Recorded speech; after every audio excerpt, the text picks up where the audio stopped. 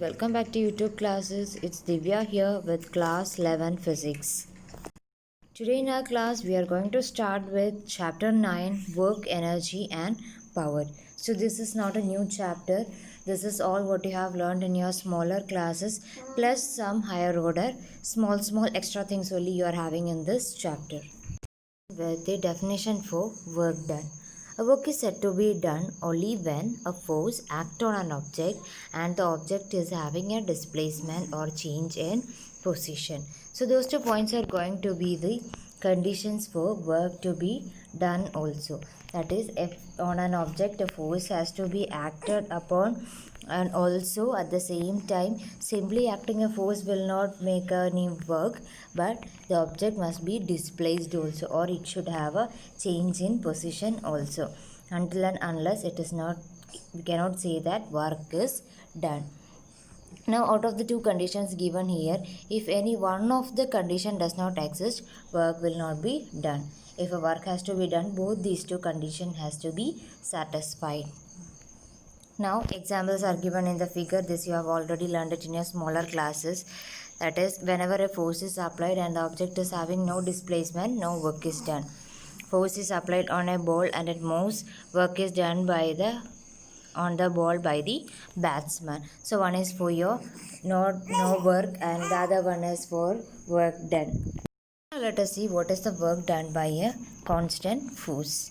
Now actually we have already learned that work is measured by the product of their applied force and displacement, isn't it?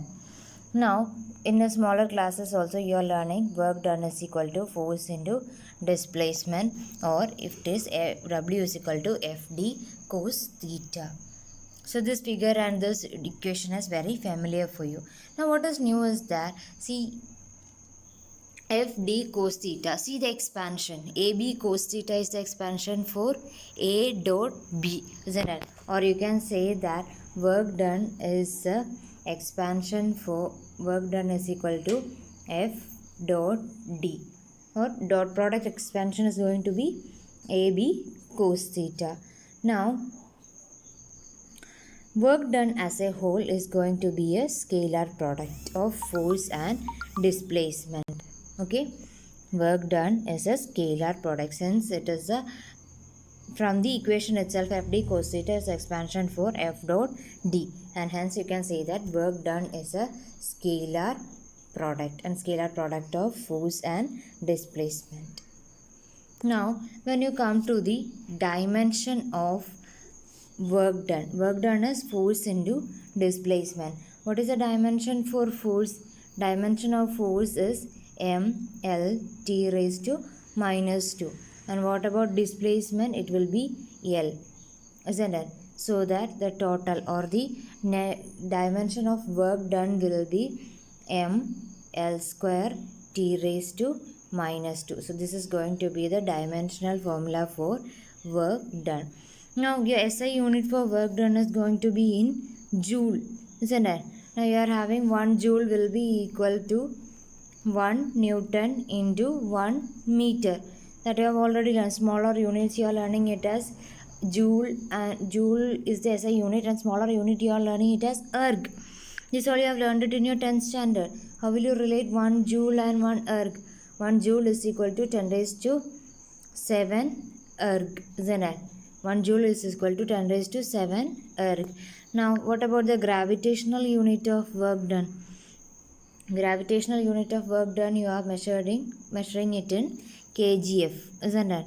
Now what about other units? Kilogram meter, gram centimeter, all these are going to be the other units. What about the relation between kilogram meter and gram centimeter? 1 kilogram meter is going to be equal to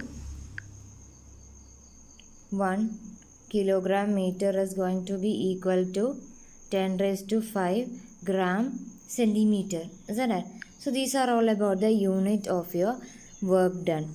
Now when you talk about the nature of the work done, when you talk about nature of work done, it can either be positive, it can either be negative, or even it can be zero. These are the 3 points you are learning it in your 10th standard itself. So when will the work, so now let us see when it will be positive, when it will be negative, and when it is going to be zero. Work done will be positive whenever theta is equal to 0. Okay, work done will be positive when theta is equal to 0. Work done is going to be negative when theta is going to be 180 degree, and work done is going to be 0 when work done will be 0 when theta is going to be 90 degree, or when both force and displacement is going to be perpendicular to each other. Now for positive work done, I told you when a work is done to be positive.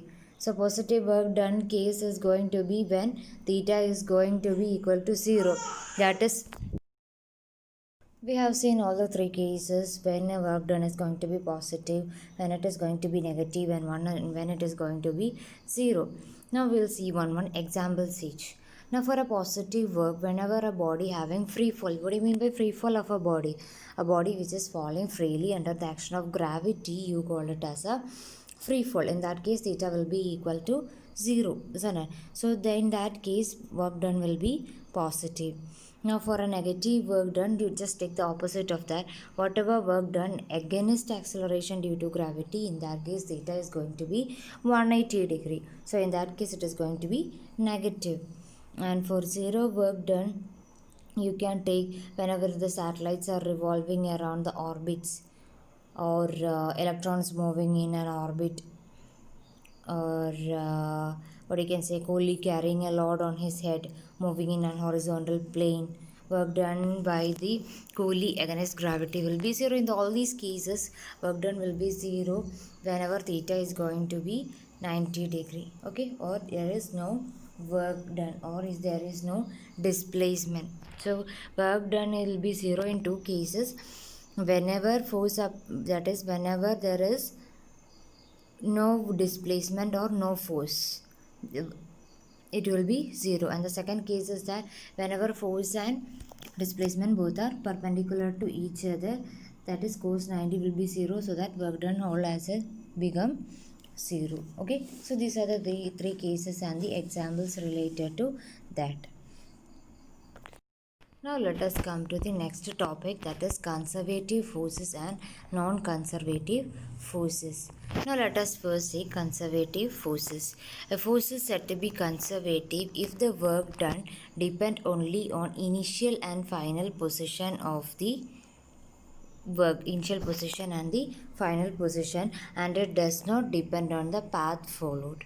Okay, in case of a conservative force, work done will against the force, that is whatever is a work done in that case will depend only on the initial and final positions, and it never depends on the path followed.